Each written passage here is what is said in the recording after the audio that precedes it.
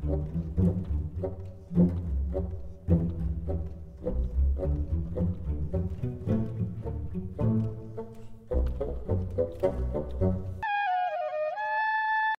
সকাল বন্ধুরা, সবাই কেমন আছো? আশা করি সবাই ভালো আছো আর সুস্থ আছো। তোমাদের ভালোবাসায় আমরাও ভালো আছি। তো আমি জয়া, তোমরা দেখছো জয়া মিলন ইউটিউব চ্যানেল। তো আমার নতুন একটা ব্লগ ভিডিওয় তোমাদের সবাইকে স্বাগত।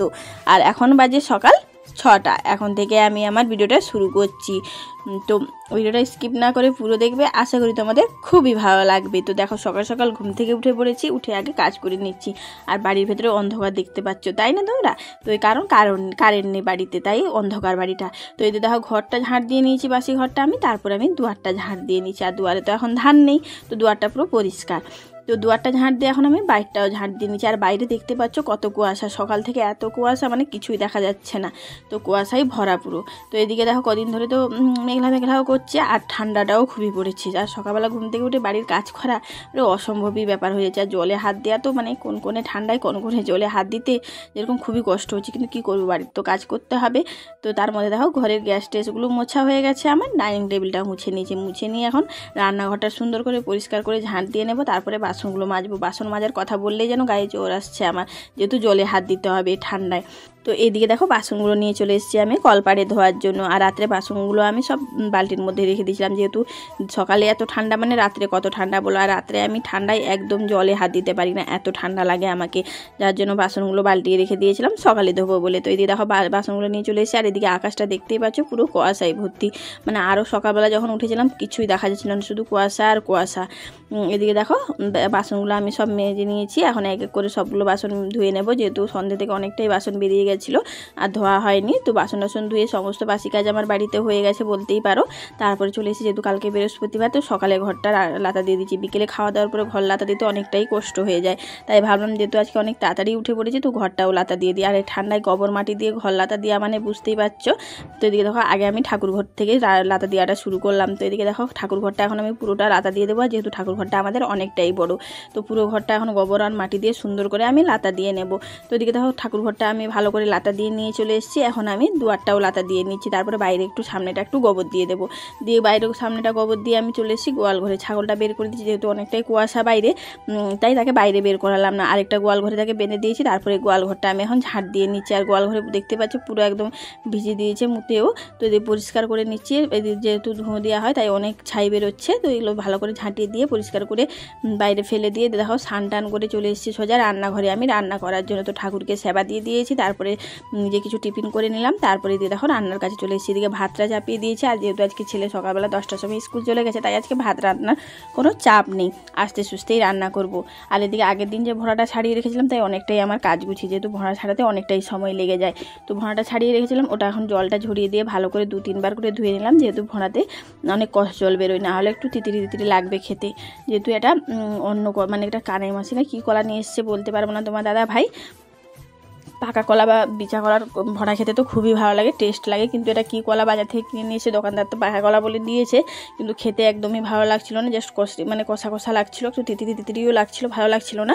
তো এদিকে দেখো, তাকে আমি নুন আর একটু হলুদ দিয়ে সেদ্ধ বসিয়ে দিয়েছি।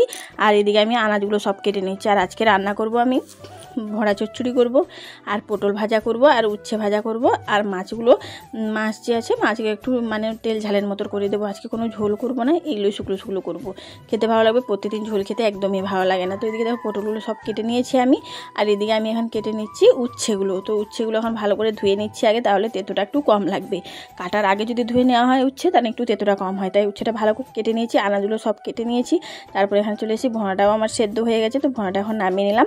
তারপরে ভোঁড়াটার জলটা আমি ঝরিয়ে নেব, তারপরে ওকে রান্না করব। তার আগে দেখো, মাছে আমি এখন হলুদ নুন মাখিয়ে নিচ্ছি। আর কড়াইয়ে তেলও দিয়ে দিয়েছি। দিয়ে এখন মাছটা ভালো করে আমি মাখিয়ে, হলুদ নুনটা মাছের সাথে ভালো করে মাখিয়ে এখন তেলে দিয়ে দেবো। ভালো করে লাল করে মাছগুলো ভেজে নেব। আর মাছের পিসগুলো বেশ বড় বড়ই করেছিল দাদাভাইটা, দেখতে পাচ্ছ কত বড় বড় মাছের পিস। আর এটা রুই মাছ, আর এত টেস্ট মাছটা যে কি বলবো। তোমার দাদাভাইও যে মাছটা নিয়েছিল খুবই টেস্ট ছিল, আর আমিও বাড়িতে কিনেছিলাম, ওটাও খুবই টেস্ট ছিল। তো এদিকে দেখো, মাছটা এখন আমি ভালো করে ভেজে নিচ্ছি। লাল লাল করে মাছগুলো আমার ভাজা হয়ে গেছে, তো এখন তুলে নিচ্ছি। আর বাকি যে মাছগুলো আছে সেগুলো এখন তেলে দিয়ে দেবো, দিয়ে ভালো করে আমি লাল লাল করে ভেজে নেবো। আর এদিকে আমার ভাতটাও হয়ে গেছিলো, তো তার মধ্যে আমি ভাতের মাঠটাও আমি গড়িয়ে নিয়েছি, আর দেখানো হয়নি তোমাদের। তো এদিকে দেখো মাছগুলো ভাজা হয়ে গেছে আমার। তারপরে এখানে পটলগুলো দিয়ে দিচ্ছি, যেহেতু অনেকটাই তেল দিয়েছিলাম মাছ ভাজার সময়, তাই পটলগুলো ওই তেলেই দিয়ে দিলাম। দিয়ে এখন হলুদ আর নুন পরিমাণ মতো দিয়ে পটলগুলো আমি ভালো করে লাল লাল করে ভেজে নেব। তো এদিকে দেখতে পাচ্ছ পটলগুলো কী সুন্দর লাল লাল করে ভেজে নিচ্ছি। আর পটল ভাজা তো খেতে খুবই ভালো লাগে। তো এদিকে দেখো পটলগুলো যেহেতু তেল অনেকটাই দেওয়া আছে, তাই পটলগুলো বেশ সুন্দরভাবে ভাজা হয়ে গেছে। তো এখন পটলগুলো থেকে তেল বেশি দেওয়ার জন্য এই পটলগুলো থেকে ভালো করে তেলটা আমি ঝরিয়ে নেবো, নাহলে তেল থাকলে তোমার দাদাভাই আবার রাগ করবে। তো এদিকে দেখো পটলটা আমার ভাজা হয়ে গেছে, তুলে নিয়েছি। আর এখন আমি দিয়েছি উচ্ছেগুলো যে কেটে রেখেছিলাম, উচ্ছেটা দিয়ে দিলাম। দিয়ে এখন ভালো করে আমি উচ্ছেটা ভেজে নেবো। তো উচ্ছেটা এখন নুন দিয়ে দিলাম আর অল্প একটু হলুদ দেবো, দিয়ে এখন উচ্ছেটা ভালো করে লাল লাল করে ভেজে নেবো। আর উচ্ছে যেহেতু ভাজতে একটু সময় লাগে, তো সময় নিয়ে আস্তে আস্তে করে উচ্ছেটাকে ভাজবো। তো এই যে দেখো উচ্ছেটা আমার ভাজা হচ্ছে। তো উচ্ছেও ভাজা আমার কমপ্লিট। তো এই যে এখন আমি উচ্ছেটা নামিয়ে নিচ্ছি। তারপরে এদিকে আমি আগে মাছের তেল ঝালটা করে নেব। তো কড়াইয়ে তেল দিয়ে দিয়েছি, তারপর কয়েকটা পেঁয়াজ কেটে রেখেছিলাম, তো পেঁয়াজ কুচিটাও দিয়ে দিলাম। দিয়ে এখন পেঁয়াজটা ভালো করে ভেজে নেব। তারপরে এই যে দেখো এখানে কয়েকটা কাঁচা লঙ্কা কেটে রেখেছিলাম, তো কাঁচা লঙ্কাটাও দিয়ে দিলাম। দিয়ে এখন এই যে টমেটোটা কুচি করে রেখেছি, তো টমেটো কুচিটাও দিয়ে দেবো। দিয়ে এখন ভালো করে একটু নেড়ে নেব। তারপরে এদিকে দেখো মশলা করে রেখেছিলাম, তার থেকে অল্প মশলা আমি এখানে দিয়ে দিচ্ছি। দিয়ে এখন ভালো করে মশলাটা আমি কষিয়ে নেব। তো হলুদ আর নুন দিয়ে দিচ্ছি। আর এই রান্না করতে করতে হঠাৎ বন্ধু আমার গ্যাস শেষ হয়ে গেছে, তাই তোমাদের সাথে আর এই রান্নাটা আমি শেয়ার করতে পারিনি। যে দেখো হলুদ নুন লঙ্কা গুঁড়ো দিয়েছি, মশলাটা কষতে কষতেই আমার গ্যাস হঠাৎই শেষ হয়ে গেছে। তো তাড়াহুড়ো করে আবার উনুন ধরিয়েছি, দিয়ে রান্না বসিয়েছি, তোমরা দেখতেই পাবে এর আগে। তো এদিকে দেখো মশলাটা কষতে কষতে আবার দেখো এখানে চলে এসেছি উনুনে। তোমরা ভাববে তো গ্যাসে রান্না করতে করতে হঠাৎ উনুনে এলো কেন, তো গ্যাস শেষ হওয়ার কারণে আবার উনুন ধরিয়েছি আমি। তো এদিকে দেখো আমার মাছের তেল ঝালটা হয়ে গেছে, তো উনুনেই করেছি মাছের তেল ঝালটা, কিন্তু আর ভিডিও করা হয়নি তাড়াহুড়ো করে, যেহেতু গ্যাস শেষ হওয়ার পরে আবার তাড়াহুড়ো করে উনুন ধরিয়েছি। উনুন ধরাতে তো একটু সময় লাগে, তাই রান্নাবান্নাটা দেরি হয়ে যাবে বলে তাড়াহুড়ো করে রেঁধেছি, আর করা হয়নি। তো এদিকে দেখো আমি ভোঁড়াটার মশলাটা কষিয়ে নিয়েছি, আর ভোঁড়ার জন্য যে আলু বেগুনটা কেটে রেখেছিলাম ওটা ভালো করে দিয়ে দিলাম। আর ভোঁড়াতে একটু মাছের মাথা ছিল, মাছের মাথাটা দিয়েছি। দিয়ে এখন দেখো ভোঁড়াগুলো যে সিদ্ধ করে রেখেছিলাম, তো ভোঁড়াগুলো দিয়ে দিলাম। দিয়ে এখন ভোঁড়াটা ভালো করে আমি কষিয়ে নেব। তো এটা দেখো ভালো করে আমি কষিয়ে নিচ্ছি, আলু বেগুন দিয়ে ভোঁড়া আর মশলা দিয়ে সুন্দর করে কষাচ্ছি। কষানো হয়ে গেলে অল্প একটু জল দিয়ে দেবো। এই যে দেখো জল দিয়ে দিচ্ছি। দিয়ে এখন হালকা একটু সেদ্ধ হওয়ার জন্য দেবো, আর আঁচটা একটু কমিয়ে দেবো, যেহেতু উনুনে অনেক জোরে জোরে আঁচ জ্বলছে, তো লেগে যাবে, পুড়ে যাবে, তাই একটু হালকা আঁচে আমি ভোঁড়াটাকে রান্না করে নেব। আর দেখতে একটু সাদা সাদা লাগছে, কিন্তু ভোঁড়া যেহেতু কষা জিনিস, তাই এরকম কালারটা লেগেছে। তো এদিকে দেখো দুজনের জন্য খাবার দাবার বেড়ে নিচ্ছে, ছেলে তো স্কুলে গেছে। তেল ঝালের মতো করেছি।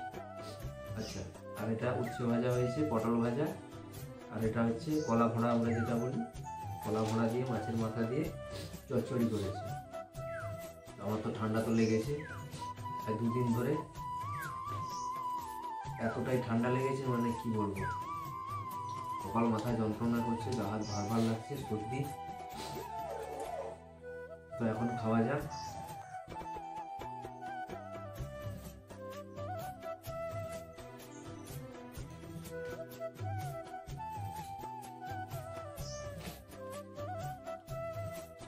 আচ্ছা, রসা কিছু করো নাকি ঝোল?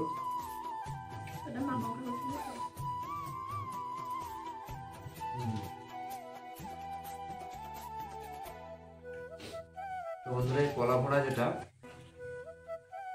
এটা কিন্তু টেস্ট সম্পূর্ণ আলাদা, সত্যি ব্যাপক লাগছে।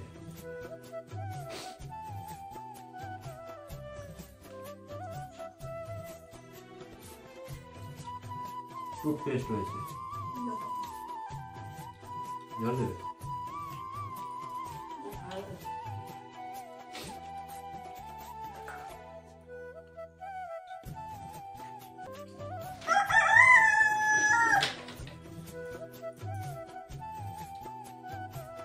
পটল ভাজা,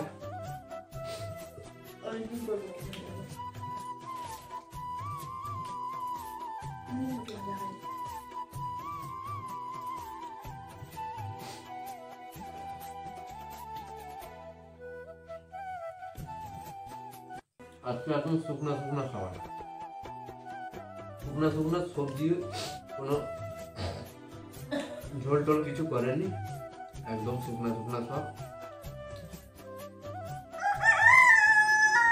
শুকনা শুকনা দিয়েই খাওয়া। রোজ রোজ ঝোল ভালো লাগে। এক আধ দিন শুকনো ভালো লাগে।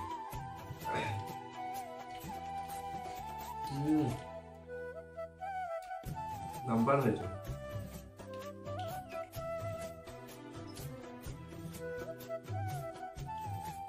এটা সেই রুই মাছ।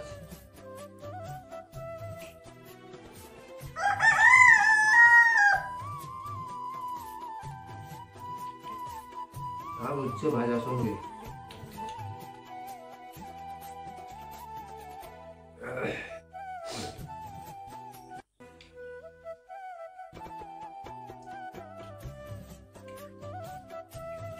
কলা মোচা কেন, কলা ভরা কেন, খেতে সত্যি অসাধারণ লাগে।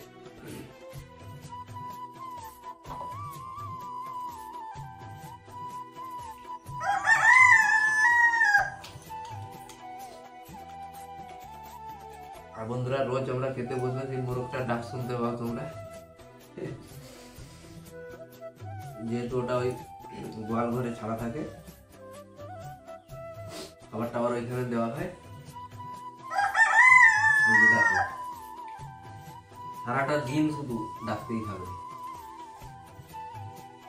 যেহেতু ঠান্ডা পড়েছে মানে এখন মোরগগুলো সেকেন্ডে ডাকবে, এত রাগ হয়ে যায় ওদের শীতকালে।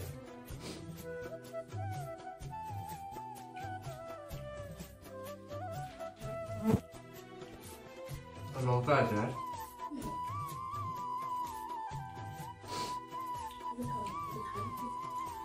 কোনটা ঝাল হয়েছে?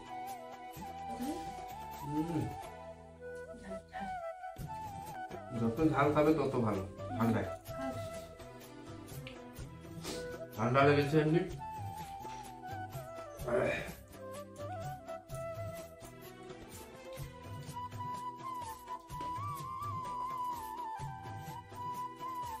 ঝাল ঝাল খেলে গা গরম হয়ে যাবে। একটা ওষুধ আনতে হবে, নাহলে হবে না।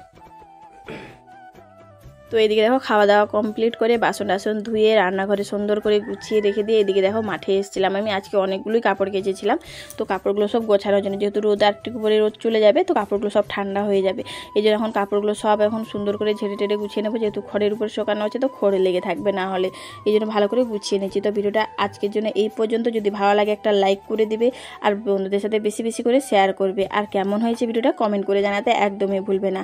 আর আমার চ্যানেলে যারা নতুন আছো প্লিজ আমার চ্যানেলটাকে সাবস্ক্রাইব করে আমার পাশে থাকবে।